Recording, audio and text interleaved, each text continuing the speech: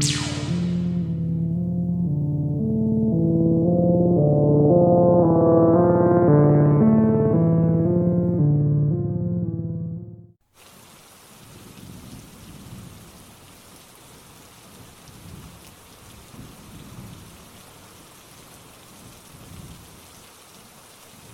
30 now.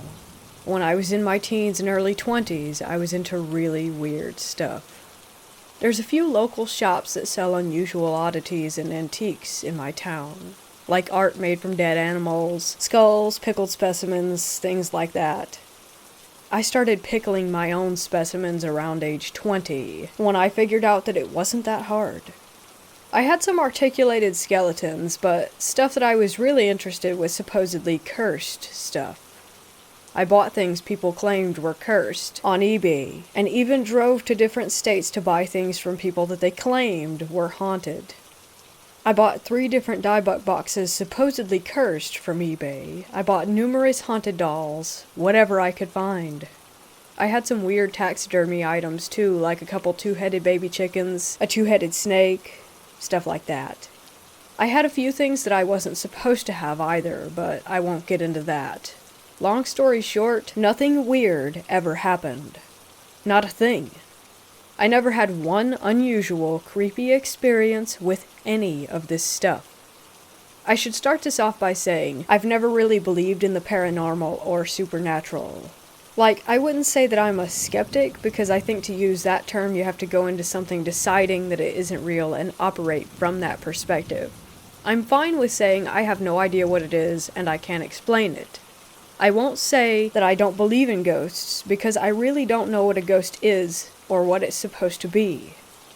I've always been into aliens, and was really obsessed with them when I was younger, but still never fully believed in them. I just kinda liked the idea of them. I'd never seen one, or seen any real proof of one, despite poring over documentary and late-night History Channel binges. So, on the subject of all things paranormal, you could say that I'm a fox molder and that I want to believe, but never really did.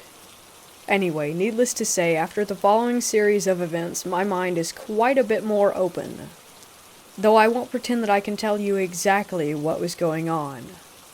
So I'm around 21 years old and I'm working at Walmart at the time. We had these steps that we would smoke on that were outside the tire shop that would lead up to another parking lot for a different building. I went out to smoke one day and was by myself and sat at the top of the stairs. As I was smoking, I noticed a paper bag sitting kind of underneath the bushes that were there. I don't know why, but I looked in it. I was expecting to find some empty beer bottles or something, but inside of the bag was a porcelain lamb. It wasn't particularly creepy looking, to be honest. It didn't have bleeding eyes or whatever. It just looked like something that would be on your grandma's shelf. There was a red ribbon around its neck, and it looked really new. When I picked it up, there was a note underneath it in the bag. The note said, "Take me home. I'll be a good little bitch, I promise." I'm not even kidding, it really said that. It was written in red ink and looked like female handwriting. Really neat. It was written on a piece of torn out standard notebook paper. I know how stupid and cliché that it sounds, but that really is what it said. Of course, being me, I brought the thing inside Walmart and stashed it under a register because I was totally gonna take that home. I showed it to my friend who was working there, and was kinda like, "Dude, look what I just found outside. Look at this note."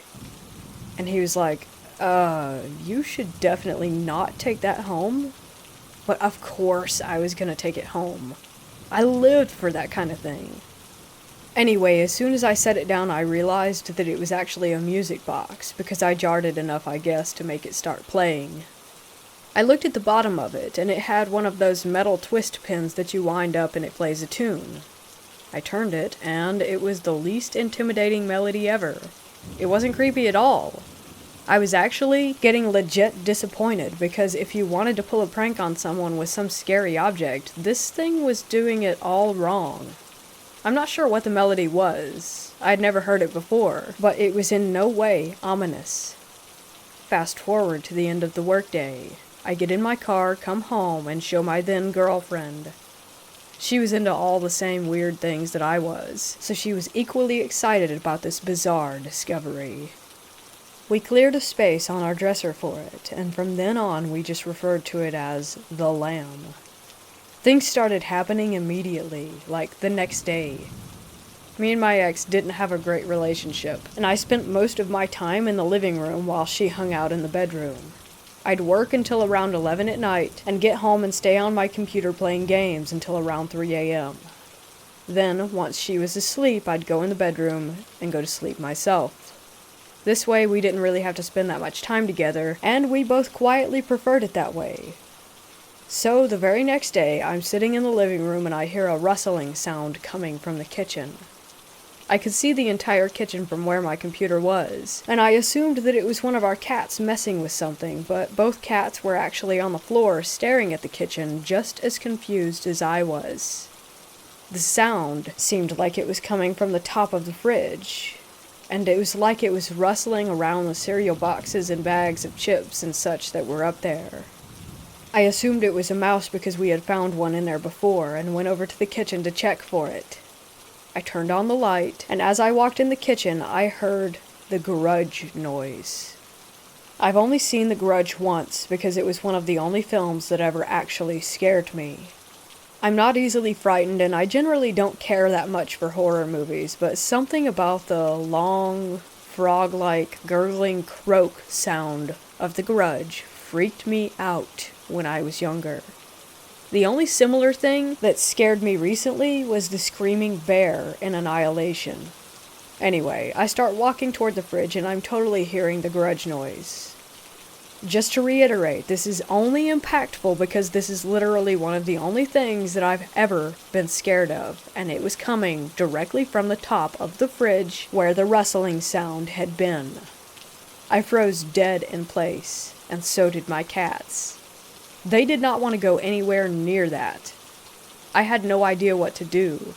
I was literally on the verge of passing out.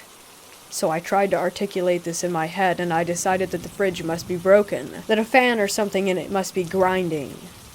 I crammed that thought into my head, and I sat back down in my chair and put on my headphones.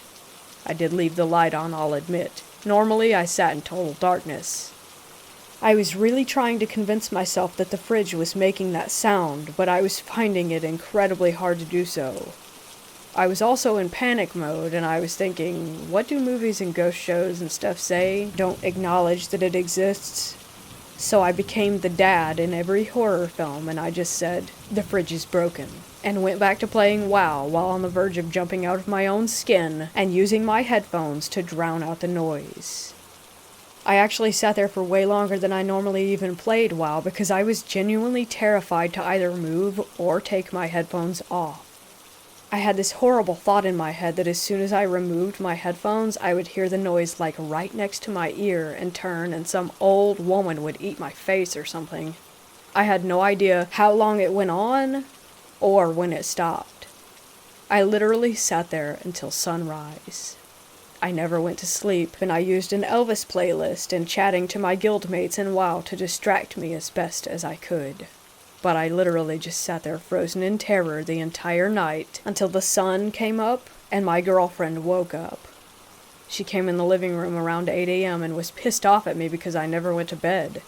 She complained that I played games too much, even though we both knew she didn't want me around any more than I wanted to be around her. But our relationship issues aside, she was badgering me about being on the computer all night, and I just said, I don't want to talk about it. And she let it go. She softened up quite a bit, looked a little confused, but I think that she could tell I was freaked out. Then she proceeded to freak me out even further. She showed me her arm and said the cat scratched the hell out of me last night. And she did indeed have what appeared to be a cat scratch running down the length of her forearm. The problem was, she kept the bedroom door closed, and like I said, both of the cats were in the living room with me, and I hadn't moved from that chair. No one let the cat in the bedroom. In fact, when sunrise came, they were still almost in the exact same spot staring at the kitchen that they had been in when I went back to playing WoW. I didn't say anything about it. I just said, oh, Dang. And I felt like I was going to be sick. Since I hadn't slept, I called into work that day, even though in reality I really just wanted to leave. So I did an unusual thing, and me and my girlfriend went bowling for the day, then to a movie, then dinner. I was clearly acting weird because we never did anything together, and I was obviously trying to avoid the house. I asked if she wanted to go night fishing, and she finally asked me what the hell was going on. I didn't tell her, though. I didn't want to talk about it. She declined my generous offer to fish in the dark, and we ended up going home. We started our nightly ritual. She retired to the bedroom to watch TV, and I stayed in the living room. The grudge noise started within an hour of me sitting down. This time, as soon as it started, I willed my completely stiff in fear body to get up and walk down the hall to the bathroom. I left my computer running and WoW open, and said I felt like watching TV. My girlfriend again remarked that I was acting weird, and I again declined to talk about it. I couldn't hear the grudge noise from the bedroom. I took some Benadryl and went to sleep when she did, which was hours before I normally went to bed. The next day I went to work, and at around 9 p.m. she called me. I was the manager of the toys department, and had a bit of leeway in using my phone, since no one really supervised me. I answered, and she was on the phone freaking out, screaming into my ear, and I could hear knocking in the background and couldn't really make out what she was saying. But finally, I made out a sentence. She was saying, "There's banging, someone's trying to get in through the walls." I left work and drove home, and stayed on the phone with her the whole time, and at some point on my drive home, she left the house and started running down the street. I picked her up in her pajamas as I was driving back, and she again claimed that someone was trying to break in through the walls. She heard banging on all 4 walls of the bedroom. By this point, I was pretty certain I knew exactly what she was hearing, but I still didn't want to say anything about it. I wanted her to calm down, and I told her that it was just animals. I said that I had seen some squirrels going into a hole in the side of the wall and was afraid that we might have them in our walls. Of course, this was entirely made up, but it actually worked, and she did calm down. She didn't know squirrels could live in your walls, and I convinced her that this was the case, and I told her that I would call an exterminator in the morning and have them come out and check on everything. We went back to the house, much to my despair. My squirrel story had worked on her, but that was short-lived. The way our house was set up, we had a bathroom that was connected to our bedroom, but not by a door, just by the wall. So you had to leave our bedroom, and the bathroom was the next room on the right. So the bathroom wall and our bedroom wall were the same wall. Make sense? Anyway, we got inside, she went to the bathroom and immediately started screaming again. I went in there to see what she was screaming at, and it looked like a tiger had been clawing at the bedroom wall, the one connected to our wall. The wallpaper was torn off about 6 feet high, and there were large gashes in the drywall beneath it. Reminder, this is all about 4 days into having this lamb. At this point, we got in the car, and I told her about the sound I had been hearing. Her initial reaction was that we needed to get rid of the lamb, but something told me that I couldn't. She wanted to just donate it to a thrift shop or something, but I had this weird sense of unease about doing so. I felt like we couldn't just get rid of it that way. Like someone had to know what it was and want to take it from us. I can't explain why I felt that way. I just did. At this point, we did what you probably would not expect, and we actually just lived with it. Like, this went on every day. We had rules about it. The first rule was that we never talked about it in the house. We never even mentioned it. We pretended that the lamb did not even exist. It was like that episode of Family Guy where they had a giant octopus living in the house and just no one wanted to talk about it. When we had something to say about it, we would always say, "Let's go for a drive," and the other person would know what that meant. The clawing at the bathroom wall was getting deeper all the time. Eventually, there was a huge hole in the drywall, and it was starting to claw through the drywall that was connected to our bedroom. That was when I really started to freak out. For about a year, we lived with everything. We just ignored it and pretended like nothing was happening. Every night I sat with the grudge noise. Things would fly off of shelves, doors would slam. Straight up paranormal activity, BS, every single day. One of the worst ones was one of our pickled specimens jars just exploded. It was a bird that we had had for a while, and the mason jar exploded on the mantel in the living room. Glass went everywhere, and it took hours to find it all. The bird itself also completely exploded, sending body parts splattering around the living room. It was hell. And I had a few friends that I would tell about it every day when I came into work. Like, they would ask for updates on what the lamb had been doing, and I would tell them whatever freaky story we had for the previous day. It was a daily occurrence at that point. But then, it got to a point where we couldn't ignore it anymore. My girlfriend was breaking up with bruises and scratches almost every day to the point that it had started looking like she was self-harming. She had a lot of piercings and tattoos, so she wasn't too troubled by the pain, but didn't really enjoy having to wash the blood out of the sheets every day. When it got too much was when I was sitting in the bathroom browsing my phone and I heard a female voice say, "Hey, come here." So I finished my business and walked into the bedroom and said, "Did you call me?" And she replied with, "I was really hoping that was you." This is about 6 months in. At this point, it started talking. Like literally speaking. It had a little girl's voice. I know again, that's so cliche and stupid sounding, but it would occasionally speak, and we would hear it. We never responded to it. Everything we'd read on the subject told us to never, ever respond. We'd hear it at our door at night, saying things like, "Can I come in, please? Please let me in." At this point, you've probably tuned this out and chalked this up as some kind of excessively long, poorly written creepypasta, but I promise you, it isn't. Her whole family knew about it as well. All my friends did. Everyone knew about this thing. When we had friends come over, they would ask us about certain things that the lamb had destroyed, like, "What's up with the bathroom wall?" And we'd just respond by shaking our heads, and they got the message. Eventually, no one came to our place anymore. They all said that it freaked them out to be there and that they were terrified just to walk inside. Even her parents stopped coming over.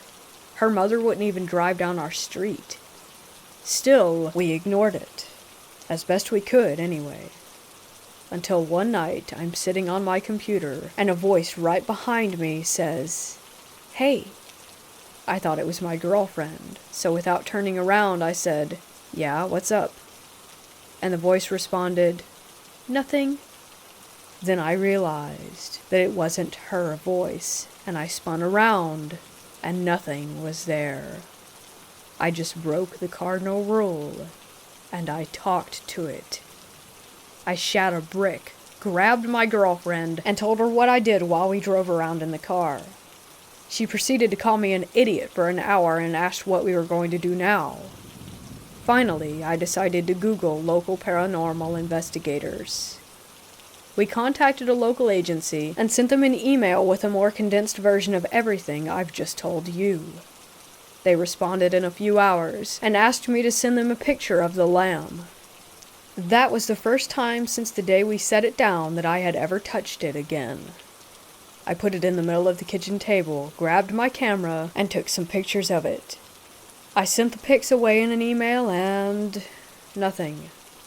Until this point, these people had been responding to me in a matter of hours, and now suddenly, an entire day had gone by.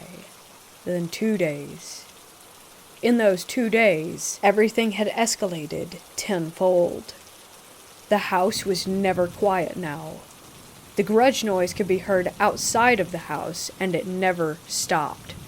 Half the electronics didn't work. The TV barely worked. It would flicker on and off. The power would go on and off. The taps would start running and then close. The garbage disposal would turn on. The doors were slamming and opening non-stop. It was completely out of control, and we couldn't stay in the house anymore.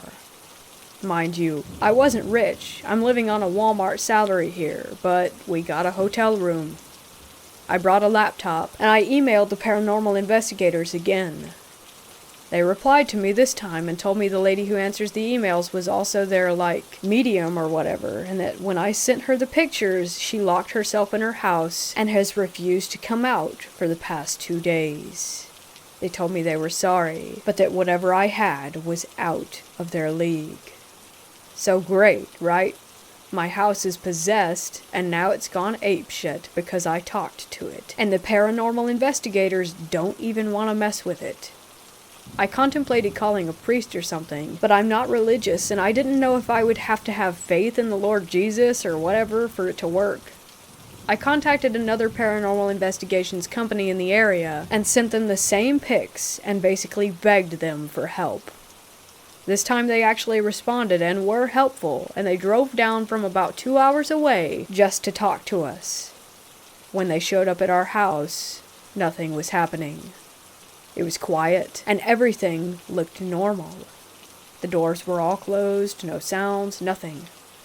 Worse yet, they busted out all these gadgets that I'm not going to pretend I knew what they did or what they were for. Some had lights, some made beeps, some buzzed, one made little lasers all over the house. They had recorders, microphone equipment, they saged everywhere, walked around waggling electronics at various locations. I don't know exactly what the hell they were doing, but I at least appreciated that they seemed to be trying. But they weren't getting anything. Nothing was happening. I even recorded bits of it on my own camera. Then all of a sudden, stuff did happen. My camera quit working out of nowhere. The battery just KO'd. All their noisy equipment started making noise, and something was over 9,000. There were 3 people, and they started talking to it like, "If you're here, give me a sign." And then they asked it to knock on stuff, and this went on for 2 hours. Eventually, they wrapped up, and the woman who was with him said that she believed the thing who was inhabiting our lamb wasn't a spirit. She said it wasn't ever a person, and that it was something else. She said that it was pretending to be a child to try and trick us, and the fact that we weren't being tricked was angering it.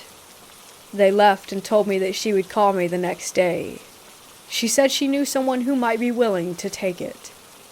I couldn't fathom who would want this thing, but my girlfriend and I spent the night in the hotel room again, and I did indeed get a call from the woman the next day. She said that she had spoken with someone called John Zappis, and that he was excited and wanted the item. I didn't know who that was at the time.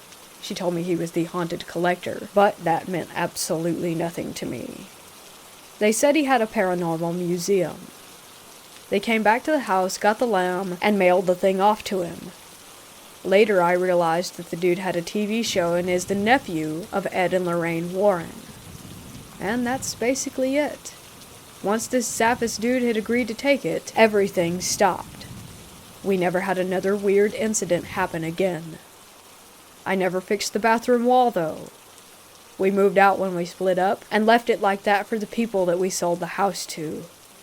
On a side note, I recently, in the last 6 months, watched the Conjuring movies. In a very short scene, I believe, in The Conjuring 2, there's a shot of the Warrens' daughter sleeping in her bed. On her nightstand is an identical lamb to the one that I had. When I saw it, I almost started crying in terror.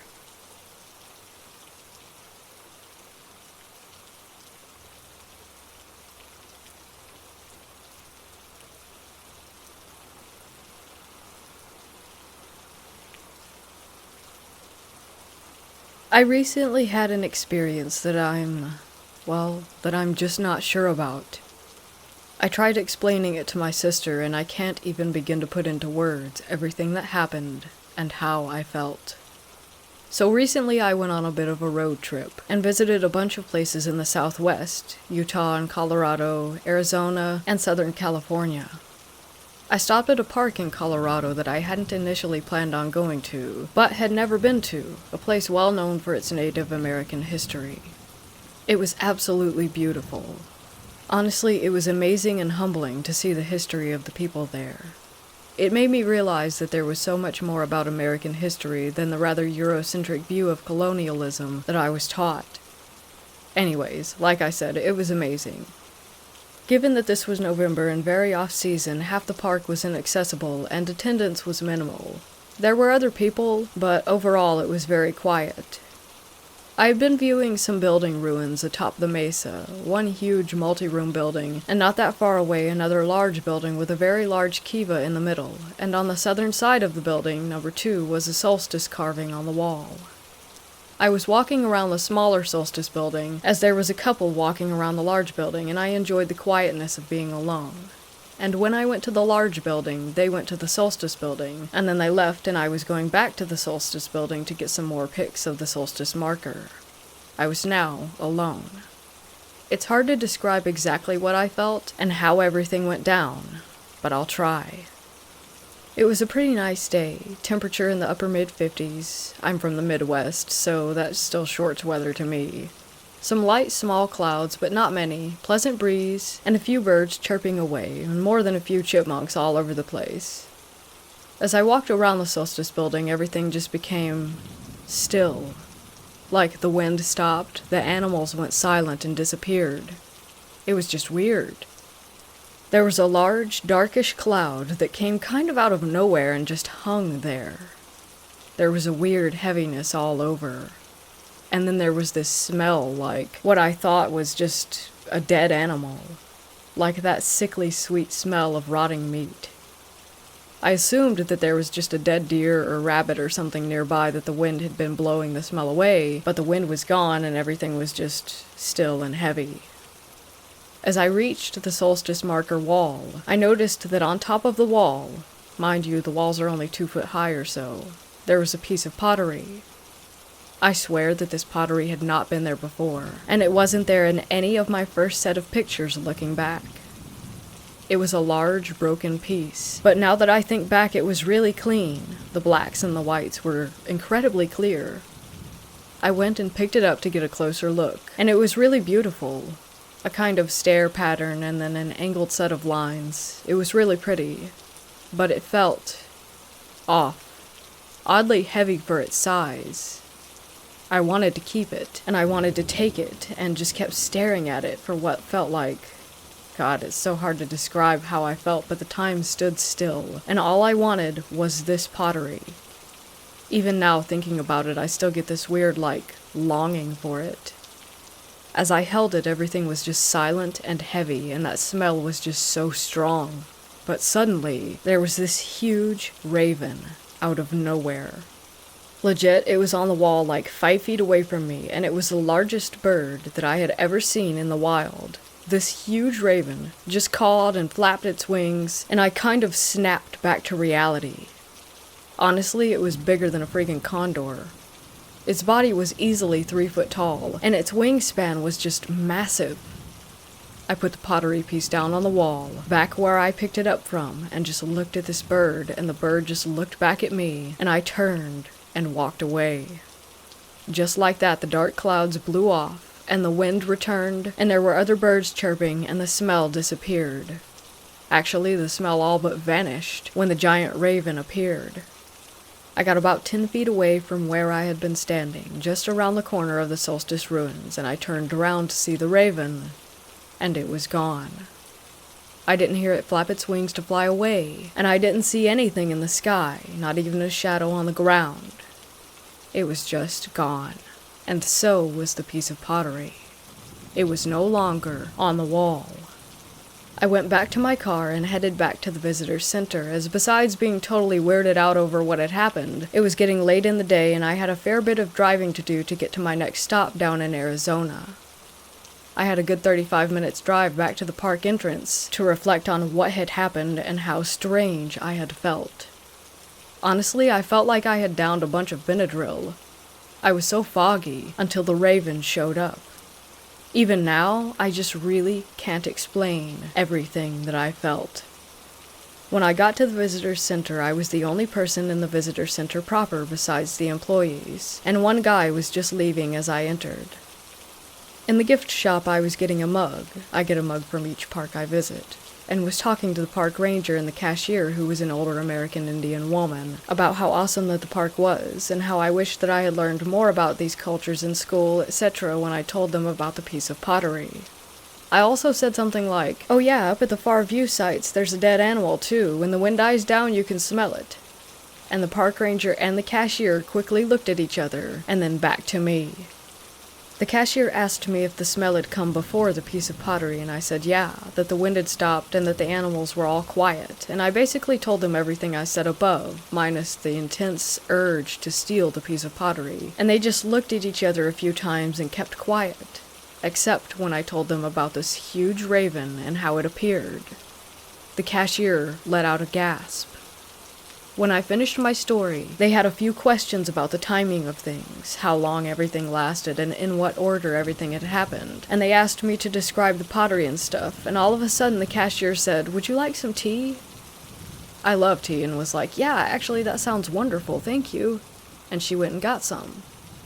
The ranger and I walked back towards the employee break room down the hall past the artifact restoration exhibit, and she asked where I was and what I knew about the area, and I told her about how truly minimal my knowledge was about the native cultures, even those closer to my Midwestern home.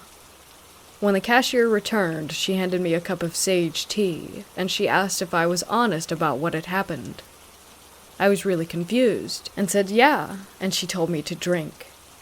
The tea kind of tasted like a no-salt vegetable stock. I wished then that I had had some honey and lemon. Then they told me about what they think that I had been near. Apparently they hear a few different stories concerning skinwalker activity throughout the year, but none where someone sees the raven, and that's why they're telling me this. The cashier proceeded to tell me a bit about skinwalkers and how sometimes they curse objects to lure unsuspecting people in.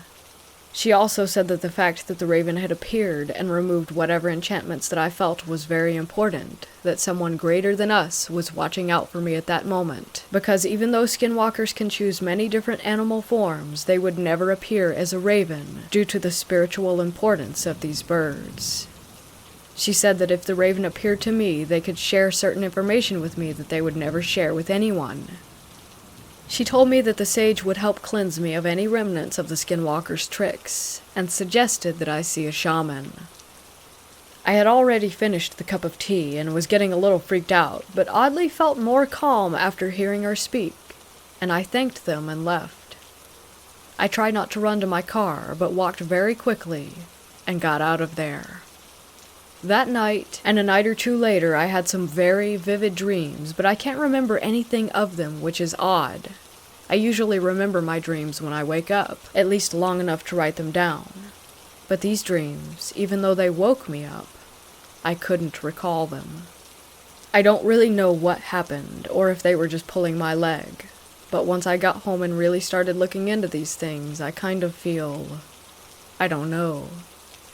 I feel like I'm crazy, because I can't rationalize what happened. Even when writing this, I realize how insane it all sounds, and I still can't even fully describe it. How weird everything got. It's just hard to put it into words.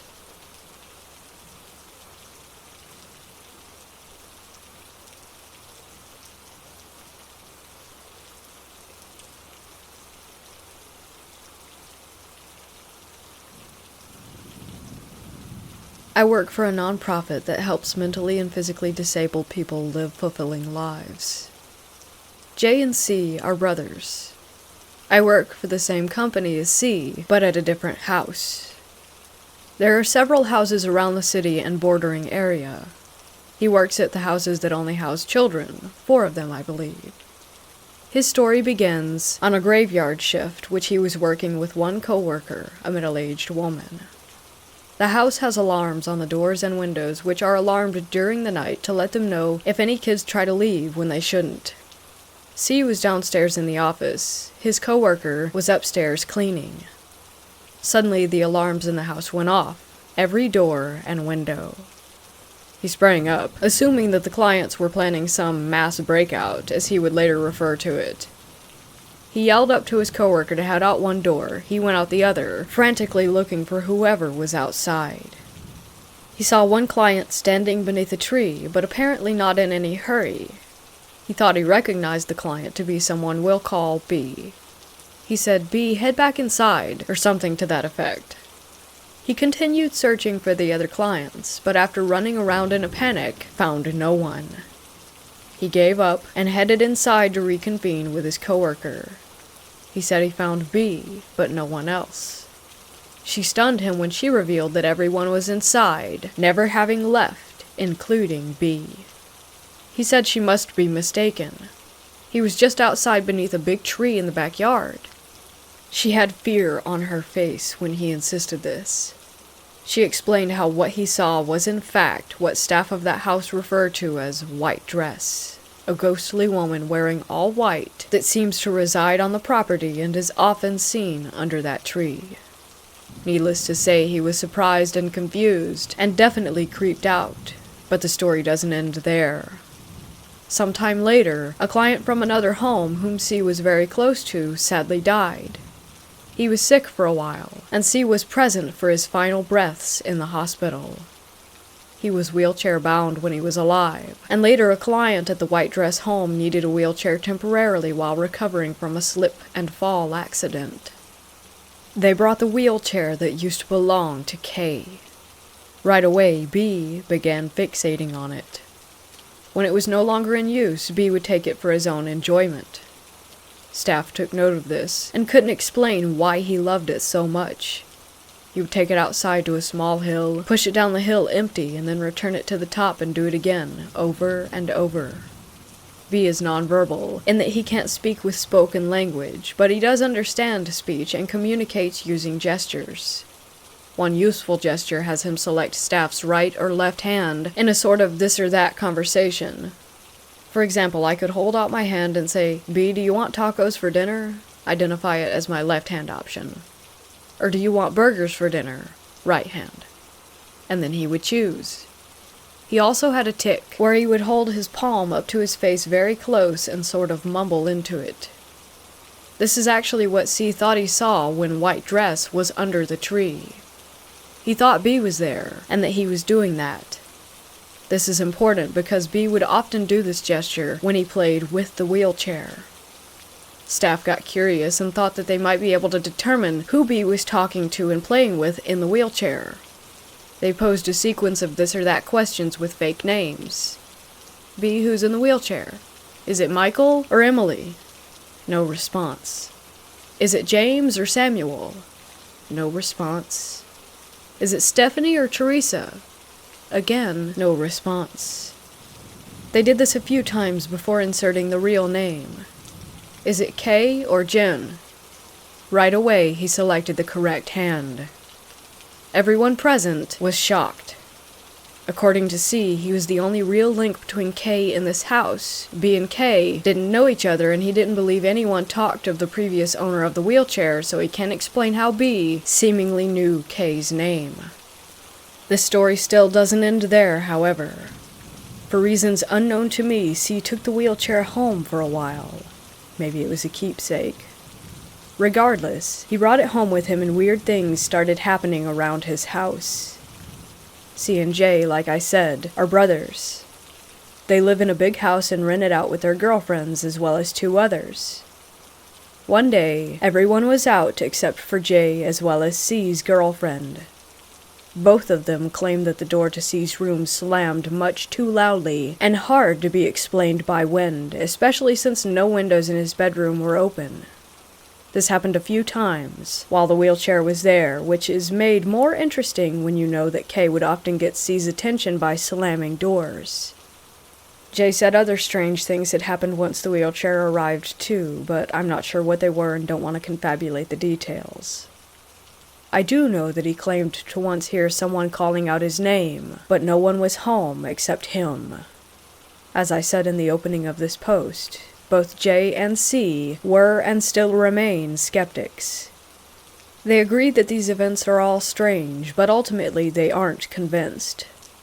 I too am what I call a hopeful skeptic.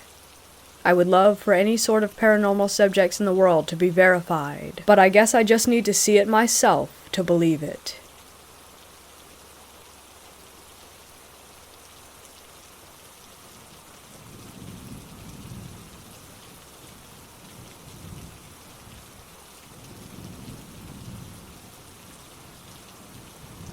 When I was a kid, younger than 12, my mom took me to visit her old friends at their apartment. It was decorated in an odd fashion. Tapestries hung all over the place with old antique furniture and knickknacks lining the walls.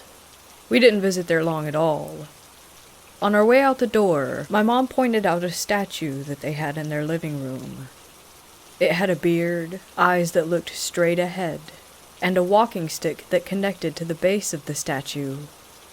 It was about half my height, hand-carved solid dark wood, and was sort of tribal looking.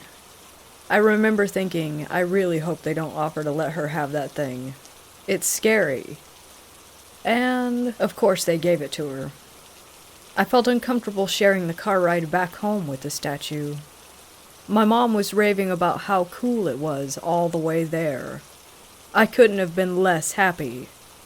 After we made it back, she placed it down next to the fridge in the kitchen, right outside the entryway. That sucked because our kitchen was the center of our house. Anywhere you wanted to go, you usually had to walk through the kitchen. So I told my mom how much I hated the statue, and how I really hated the idea of it being there in particular. My mom told me that I was just being silly, so there it stayed. I didn't get a wink of sleep that night. I couldn't stop thinking about the statue being on the other end of the house, and it terrified me. It made me feel unsafe. I don't know what I found to be so threatening about it, but the next day my grandmother agreed with my feelings. She told my mom that the statue made her very uneasy, and that it had a negative energy. My mom told her that she was overreacting, and that she wasn't getting rid of the statue. I felt constant anxiety. I would often refuse to leave my bedroom in the morning after having violent nightmares involving the statue. It was always something along the lines of the statue becoming animate and stabbing me to death with its walking stick. When I walked through the kitchen, I would literally push my back against the wall and edge around the room to avoid getting near the damn thing. In time, even my mom's friends agreed that it kinda weirded them out too. I hated it, and despite how much it scared people, my mom still wouldn't get rid of it. Though she did finally agree to move it to the living room in a more secluded space. One night I was sitting in the dining room doing my homework, and my mom was in the living room with her friend. I heard whispering that was akin to what you'd hear in a horror movie. Cryptic, overlapping, incoherent whispers. I immediately knew that the voices didn't belong to my mom or her friend, so I went into the living room to ask them if they had heard anything, and before I could speak, the look on their faces told me everything. My mom told me to come closer to her and said, "We heard them too." We all agreed that the sound was unmistakably close to us, and it was clear as day. The source of the sound had come from, you guessed it, around the same spot that the statue had been moved to. We all just sort of stared at the statue for a minute blankly, and I don't remember what else was said after that. But still, my mom refused to get rid of the statue. The nightmares continued. My anxiety grew worse and worse. Bad things constantly happened in the house. My mom got pregnant sometime around then, and had to be hospitalized, so I went to live with my grandma for a bit. I told her all about how my mom never got rid of the statue, and how I had never felt safe since it arrived. I told her about the nights that I felt someone looming over me, and the times when I locked myself in the bathroom because I heard noise coming from it. After my mom delivered my baby brother, I moved back home. My grandma explained to me that she had burnt the statue long ago, and didn't care how my mom felt about it because I didn't deserve to live in fear over a stupid piece of wood. Once the statue was long gone, my mom finally stopped being stubborn and agreed that strange things had occurred. I was finally able to walk through my house again without tiptoeing around it, but sometimes I still felt off about the house after that.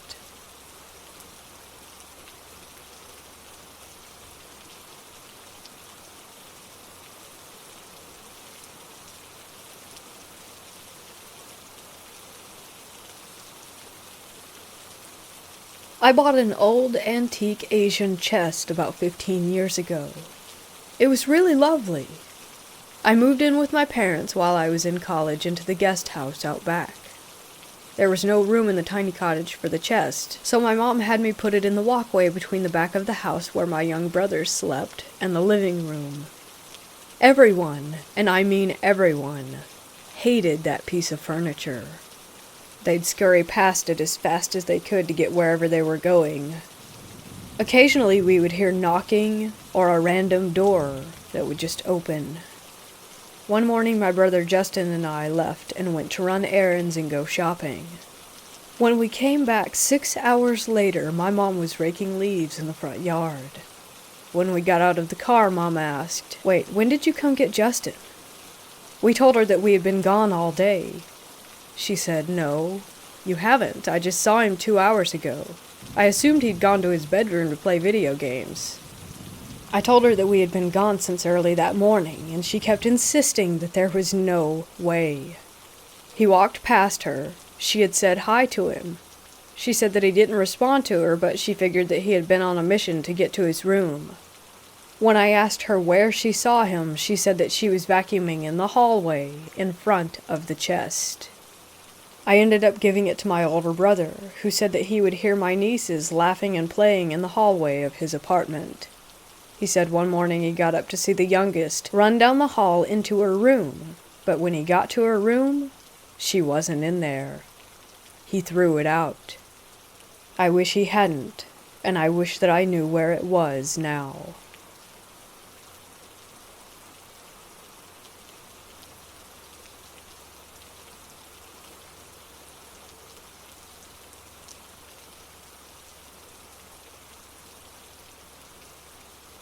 I bought 3 small clown statues several years ago from a thrift store. They came in a box of about 100 other handmade clowns, and I picked out the cutest ones. Last year I moved into a new house and put the 3 clowns in a large display case in my living room along with the other trinkets. The case is completely inaccessible to the elements and is sealed by 2 panes of sliding glass. I got a horrible wave of fear one night a few months ago, and for no apparent reason my first instinct was to check the display case. To my shock, I noticed that one of the clowns had turned 180 degrees around in the case and had positioned itself to look away from the living room. The glass had remained shut, and nothing else was out of the ordinary. I turned it back to face the right way and forgot about it until I felt the same wave of fear about a month later. Once again I checked the case, and the same clown was turned the same 180 degrees around again. This has happened about 5 times now, and I'm starting to get really worried. I can't help but believe that it's a dark spirit or energy. I'm so freaked out. It's like the clown is trying to reach me, make me notice it, or perhaps get closer to the other objects in the case. I'm afraid to destroy it, move it, or touch it at all, because I don't want to absorb any energy or curse that it might contain.